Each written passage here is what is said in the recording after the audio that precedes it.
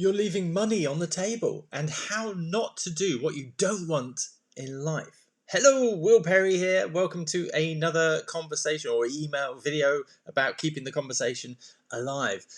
What you need to do on a daily basis, keep the conversation alive. So, you're leaving money on the table. It's a great phrase in marketing and business and entrepreneurial things. You're leaving money on the table, and we don't want to do that, do we? Why would we want to leave our own money on the table? Why would we want to leave money that's available to us, that's been given to us, that's there on the table? Oh no, money's not my thing. Maybe just another 50. Oh yeah, well, why not actually? Because and whether you're capitalistic or not, whether things, money can enable lots of different things. It doesn't buy happiness, but it can enable you to do other things, and maybe you don't have enough of the stuff. So anyway, this isn't about money. This is an analogy. It kind of is about money, but it's also an analogy. It's easy for you to say that. I know you just did, whether it was in your mind or not. You know what you should. Oh, I love this word. What you should or could. Have you ever done the modal? They're called modal operators. Have you ever done this thing? Could, should, would, want, me, will, have.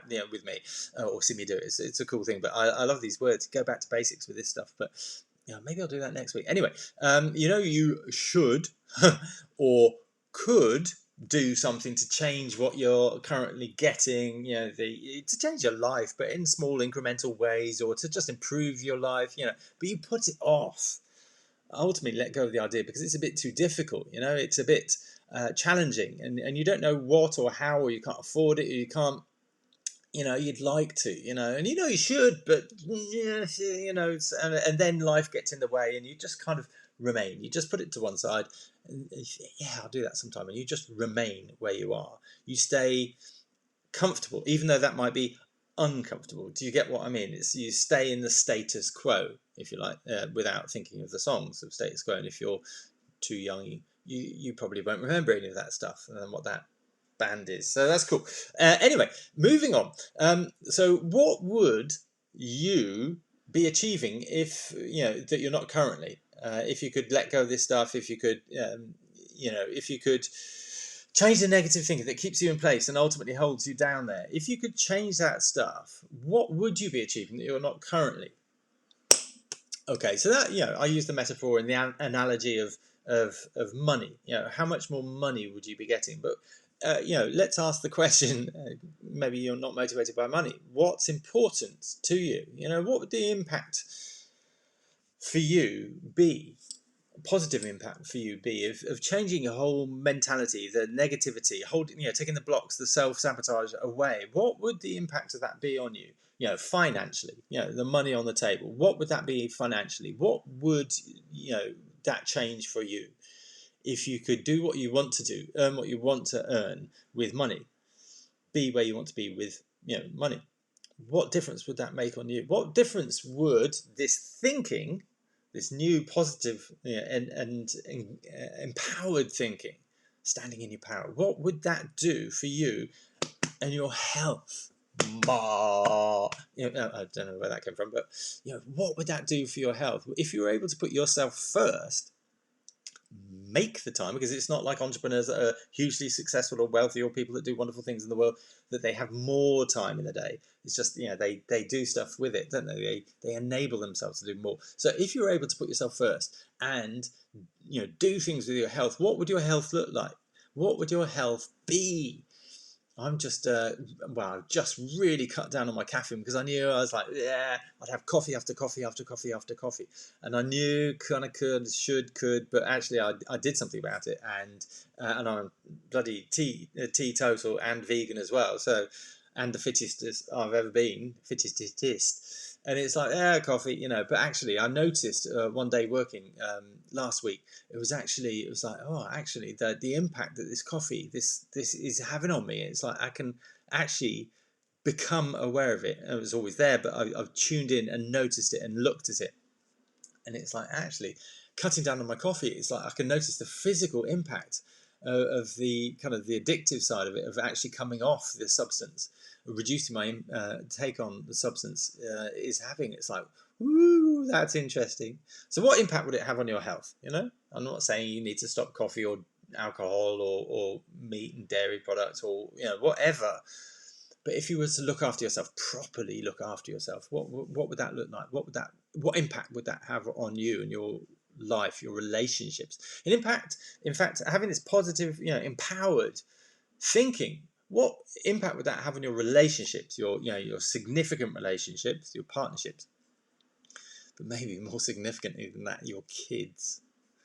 Because we pass our values onto our kids, we pass our self-worth onto our kids, our self-esteem. They learn it from us. We can't teach kids to have healthy self-esteem if we don't have it ourselves. We can't teach our kids how to be empowered in their thinking about themselves if we don't do it themselves. And we don't sit down and teach them, today we're going to, we don't teach them that. They learn it from us, from everything we exude. They can sense this stuff. Makes me think of Gabor Mate and the Jewish babies. So if you know that story, if you don't know that story, ask me. But it's hugely impactful. So babies can sense this stuff. Humans, kids, we can sense what's going on, though we don't understand it, and often make the wrong decision about what it is. But it can alter the chain. It does alter the chain. Changes the chemistry in our brains. It changes the neurology in our brains. Physically changes our brains. The environment changes our brains. There's so much stuff to this. It's massive. So by being empowered in your thinking, what impact would that have on your kids' lives? Wow, that makes me emotional. What impact would it have on your kids' lives? Not just on their way to deal with the situation, not just in bullying, not just in being positive. What impact would that have on their lives? That is, how can it get any bigger? If you think of world issues, if you think about sustainability, who's going to deal with that? Because we ain't. How many more years have I got on this earth? If I'm good, and I'm good, in terms of looking after myself and empowered thinking and all that sort of stuff. But can I change the world in my lifetime? Nah. I can make the kids, the next generation, mantle being held, baton being passed to them. It's them, isn't it? They're the ones that are ultimately going to impact. They're gonna have the biggest impact on that. So what impact can you have by being empowered in your thinking on them? And if you think, oh, my kids are grown, they've left, don't think you ever stop impacting on them. If they're in the same position that you are, and they probably will be, in a different, maybe guise, in a different end of the stick, the same stick still, if you know that story, if you don't ask. But they'll be impacted from yours. If you don't have healthy self-esteem and you've passed it on to them, which you will have, they will either be one of three ways. Turned out all right, low self-esteem like you, or abusers. Controlling, needing to control, needing to dominate. So it's more difficult to deal with them. But healthy, you don't need to. But actually, low self-esteem, you can always impact them, because if at your ripe old age, and you might be young, I'm just teasing, you can demonstrate that you can change and empower yourself. Guess what? That's going to send message that's going to send to them and your friends and your relatives and your well, not so much relatives. Relatives is a difficult thing, but potentially. But the relationships, that was the word I was thinking of. The relationships that are close to you, that are meaningful, that they see you become empowered, and it's like, woohoo! I could see what you're getting. I'd like a piece of that. There's money on the table. Get what I'm saying? But the kids is the key thing. If you don't have kids, okay, that doesn't have that impactful message for you yet. I'm sure it impacts on you in some way. So it's about creating, for us individuals, about creating the tipping point into action. Should do, could do, boom, to I am. Boom. That's the tipping point. And we need to get you uncomfortable enough to be able to make that change. You need to get yourself uncomfortable enough to make that change. But on your own, you probably won't do it. On your own, this stuff is so complicated, so difficult to change. Who am I? I said in the video yesterday, you're going to lose. In this battle, you're going to lose. So you need to get to that tipping point. You need help to get to that tipping point, to go, boom, I'm doing, rather than should, could, am. You know, I'm doing it. I am being, becoming that change. It's a cool thing. You need to take action. So my invitation to you is, how many minutes are we on? Or 10 minutes, there we go. Write out, just as it changed, boom. So write it out, and by all means, write it out to me in an email or a response or a message or whatever it is to me. But write it out, or just tell somebody, verbalize it, get it out of your head, because it's not real when it's in your head. It's theoretical, and it could be, but there's a flow and a shift in the thinking, and I hope I've covered that this week, but in the last few videos. But if it stays in your head, it's very different from it's very different from being action.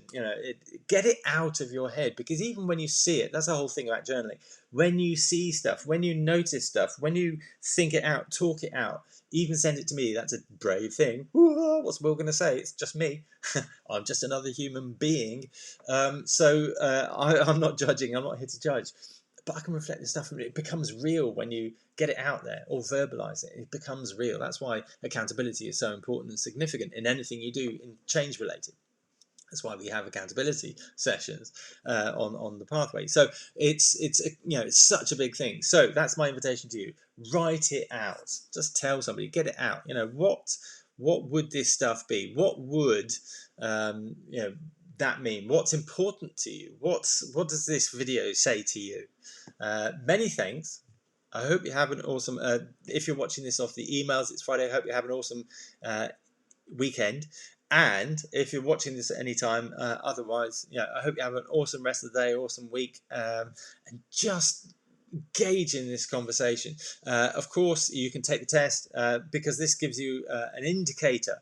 And it's just an indicator, but this gives you an indication. It's just 10 questions, 10 questions of this propensity for negative thinking. And this isn't empowered thinking. This is the opposite, disempowered thinking. So I invite you to do that. All right, many thanks.